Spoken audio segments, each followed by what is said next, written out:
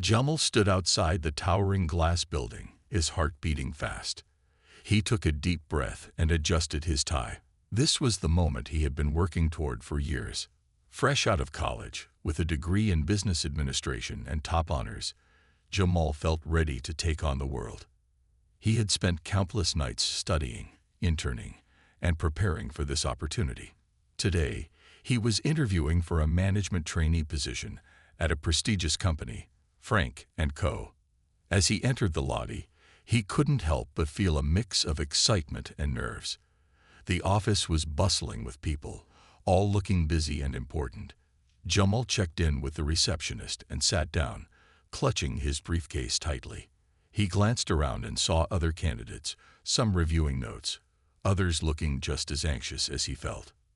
"Jamal Harris," called a voice. Jamal looked up to see a friendly-looking woman smiling at him. "I'm Linda, one of the HR managers. We're ready for you." Jamal stood up, feeling a rush of adrenaline. "Thank you," he said, following her down a long hallway lined with motivational posters and awards. Linda led him to a large conference room, where several people were seated around a table, including the CEO, Frank. Frank was a tall man in his late 50s with a stern expression and an air of authority. He barely glanced at Jamal as he entered the room, his eyes focused on some papers in front of him. Jamal took a seat and smiled nervously at the panel. The interview began smoothly. Jamal answered questions about his education, his previous work experience, and his goals. He spoke confidently about his passion for business and his desire to bring new ideas to the company. The panel members seemed impressed, nodding and taking notes. But Frank remained silent, his eyes flickering up to Jamal only occasionally, his face unreadable. As the interview progressed, Jamal felt more relaxed. He talked about a project he had led during his internship that had increased sales significantly. He shared his thoughts on team management and problem solving. He was doing everything right, or so he thought. Finally, it was Frank's turn to ask questions. He looked at Jamal, his gaze cold and appraising. "So, Mr. Harris," Frank began slowly, "what makes you think you're a good fit for this company?" Jamal felt a slight tension in the air, but kept his smile. "I believe my education and experience have prepared me well for this role. I'm passionate about bringing fresh ideas and working hard to help this company grow." Frank's lips tightened into a thin line. "And what about our company culture? It's very demanding here. We need people who can handle pressure and fit in well with the team." Jamal nodded confidently. "I'm used to working under pressure, and I'm a quick learner. I'm confident I can adapt and contribute positively to your team." Frank leaned back in his chair, his eyes narrowing slightly. "Interesting," he said, his tone distant. "But I'm not sure you quite fit the mold we're looking for." Jamal's heart sank. He knew he had done well, but Frank's words felt like a punch to the gut. He had heard that phrase before, and he knew what it often meant. He tried to keep his composure. "Could you elaborate on what you mean by that?" he asked politely. Frank shrugged. "We're looking for someone who blends in more easily with our team. Someone who fits our image and can represent the company in a certain way. I'm sure you understand." Jamal's throat tightened, but he nodded slowly. "I see. Thank you for your time and consideration." The interview wrapped up quickly after that. Jamal shook hands with the panel, avoiding Frank's gaze, and walked out of the building feeling crushed. He knew he had been rejected not because of his skills or qualifications, but because of something he couldn't change: his appearance, his skin color. As he sat in his car, staring blankly at the steering wheel, Jamal felt a surge of determination. He wasn't going to let this unfair rejection define him. He would prove that he was more than capable, no matter what obstacles were thrown his way. "Just watch," he whispered to himself. "I'm going to show them what I'm made of." Little did Frank know, the man he had just dismissed would soon become his greatest competitor. Months passed, and Jamal's life took a surprising turn. Determined not to let Frank's rejection hold him back, he channeled his energy and frustration into starting his own business. He rented a small office space, scraped together his savings, and began working on his dream, a consulting firm that specialized in helping small businesses grow and succeed. It wasn't easy. In the beginning, Jamal faced countless challenges. He had to work long hours, often staying up late into the night to prepare proposals, reach out to potential clients, and handle every aspect of the business himself. But his passion and determination kept him going. He knew he had something valuable to offer, and he refused to let anyone else's prejudice stand in his way. Word began to spread about Jamal's company. His approach was unique. He offered personalized strategies and support, making each client feel like they were his top priority. Small business owners, struggling to stay afloat in a competitive market, were drawn to his sincerity and commitment. Slowly but surely, his client base grew. One day, Jamal received a call that would change everything. A local business magazine wanted to feature him in an article about up-and-coming entrepreneurs. Jamal was thrilled. He saw it as a chance to share his story and inspire others who might be facing similar challenges. The article, titled Rising Star, Jamal Harris on Building a Business Against All Odds, highlighted his journey from being rejected by a top firm to starting his own company. It praised his resilience and innovative thinking and included testimonials from satisfied clients. The article quickly gained attention, and Jamal's phone started ringing off the hook with new business inquiries. Meanwhile, at Frank & Co., things were not going as well. The company was struggling with declining sales, and their latest product launch had been a complete flop. The board of directors was growing restless, pressuring Frank to find new ways to turn things around. Frank, who had always been confident in his leadership, was feeling the weight of the company's troubles bearing down on him. One afternoon, as Frank was flipping through the latest issue of the business magazine, a familiar face caught his eye. There, smiling confidently from the pages, was Jamal Harris. Frank felt a jolt of recognition, followed by a surge of annoyance. He remembered Jamal's interview and how he had dismissed him so easily. Now, here he was, being praised for the very qualities Frank had overlooked. Frank's annoyance quickly turned to anger as he read the article. It was clear that Jamal's company was thriving, while his own was struggling. But Frank still saw Jamal as insignificant, a small fish in a big pond. Let him have his moment, Frank muttered to himself. He'll never be able to compete with a company like mine. But Frank's confidence began to waver a few days later when he attended a business networking event. As he mingled with other executives, he noticed a small crowd gathered around someone at the back of the room. Curious, he made his way over and froze when he saw who it was. Jamal, shaking hands and talking animatedly with several potential clients. Frank's heart sank as he watched the scene. Jamal was clearly making a strong impression, and the people around him were listening intently. Frank felt a pang of jealousy and frustration. He had dismissed Jamal as someone who wouldn't fit into his company, and now he was watching him succeed right before his eyes. "Mr. Rock, great to see you again," Jamal said, his tone polite and professional, but with a hint of something else. Confidence. "I hope things are going well at Frank & Co." Frank forced a smile, his teeth clenched. "Yes, they're fine. I see you've been busy." "Very busy," Jamal replied, his eyes steady on Frank's. "There's a lot of opportunity out there if you know where to look." Frank nodded stiffly, feeling his face flush with embarrassment and anger. He excused himself quickly and left the event, his mind racing. He realized that Jamal was no longer just a small-time entrepreneur. He was becoming a serious competitor. In the following weeks, the tension between their companies grew. Jamal's firm continued to attract attention, and he landed a major contract with a client Frank's company had been pursuing for months. Frank's frustration turned to desperation. He knew he had to do something to regain control. Little did Frank know, Jamal had a plan of his own, one that would soon turn Frank's world upside down. Frank paced back and forth in his luxurious office, the tension in his shoulders building with every step. He could hardly believe what was happening. Jamal Harris, The young man he had dismissed so casually months ago was now becoming a formidable competitor. Frank & Co.'s profits were plummeting, and the board was growing impatient. Frank had to find a way to stop Jamal before it was too late. Driven by desperation, Frank made a bold decision. He would try to buy out Jamal's business. He was convinced that with enough money, he could easily take control of the situation and eliminate the competition. It was just a matter of making an offer Jamal couldn't refuse.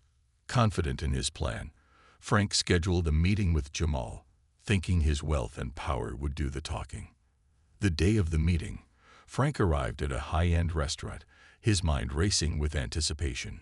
He had prepared his pitch carefully. He was going to present himself as the magnanimous CEO, willing to help a small business owner move up by joining forces with a more established company. He thought he was being clever, but he had no idea what was about to happen. Jamal arrived on time, looking calm and collected. He greeted Frank politely and took a seat across from him. Frank launched into his proposal, talking about the benefits of merging their companies, the opportunities for growth, and how Jamal's business could thrive under the umbrella of Frank & Co. He concluded his pitch with a generous offer, throwing out a sum of money that he thought would surely sway Jamal. To Frank's surprise, Jamal didn't seem impressed. He listened quietly, his expression thoughtful, but there was a spark of something else in his eyes, something that made Frank uneasy. "Thank you for the offer, Mr. Rock," Jamal said slowly, choosing his words carefully. "But I'm not interested in selling my company." Frank blinked, taken aback. "I don't think you understand, Jamal. This is a great opportunity for you. It's a chance to grow beyond what you're capable of on your own." Jamal leaned forward, his gaze steady and intense. "Actually, Mr. Rock, I understand perfectly. But there's something you don't know." Frank frowned, his confusion turning to irritation. "And what's that?" Jamal reached into his briefcase and pulled out a stack of documents, placing them gently on the table. "Over the past few months, I've been working with an investor who believes in my vision and my company. This investor has been quietly buying shares of Frank & Co." Frank's face went pale as he stared at the papers in front of him. "What are you talking about?" he demanded, his voice tight. Jamal continued, his tone calm but firm. "My investor and I now control a significant portion of your company, enough to make some changes in leadership and direction if we choose to." Frank's heart pounded in his chest. He grabbed the papers and quickly scanned them. His hand shook as he realized what he was seeing. Jamal wasn't bluffing. Somehow, the young man he had dismissed and underestimated had positioned himself to have a say in the very company that Frank had built. "This can't be possible," Frank muttered, his mind racing. "Who is this investor?" Jamal's smile was steady, but there was a fire in his eyes. "You may remember him, Mr. Daniels, one of your former board members. He left a few years ago, but he's back now, and he's supporting my business." Frank's stomach dropped. He remembered Mr. Daniels well, a strong advocate for diversity and fairness, someone Frank had clashed with more than once over the direction of the company. Now, it seemed, Daniels had found a way to strike back. "Why are you doing this?" Frank asked, his voice shaking with a mix of anger and fear. "Because you need to learn a lesson, Mr. Rock," Jamal said softly. "This isn't just about business. It's about respect and opportunity. You refuse to hire me because of who I am, not what I can do. And now, I'm here to show you what you missed out on." Frank slumped back in his chair, his mind reeling. He had never expected this. He thought he could control everything, but now his world was crumbling. Jamal had turned the tables in a way Frank could never have imagined. Jamal stood up, his gaze unwavering. "I'm not looking for revenge, Mr. Rock. I just want to ensure that no one else goes through what I did. This is a chance for you to change, to be part of something better. Think about it." With that, Jamal turned and walked away, leaving Frank stunned and speechless. The young man he had underestimated had just taken control of his future, and there was nothing he could do about it. The weeks following the shocking revelation were a whirlwind for both Jamal and Frank. For Jamal, the realization of what he had achieved was both exhilarating and humbling. He never set out to gain control of Frank's company. He just wanted a fair shot. But now he had the opportunity to make real changes, not just for himself, but for everyone who had been overlooked or pushed aside like he had been. For Frank, the reality of his situation hit hard. His board of directors, now heavily influenced by Jamal and Mr. Daniels, insisted on immediate changes. Frank's days of ruling the company with unchecked power were over. He felt his influence slipping away and, for the first time, had to face the consequences of his actions. One morning, Frank found himself in a small, glass-walled office, far from his once grand executive suite. He stared blankly at the piles of paperwork in front of him, his mind drifting back to the meeting with Jamal. The young man's words echoed in his mind. "This is a chance for you to change, to be part of something better." It was a bitter pill to swallow, but Frank knew Jamal was right. He had spent so many years focused on success and power that he had forgotten what really mattered: people.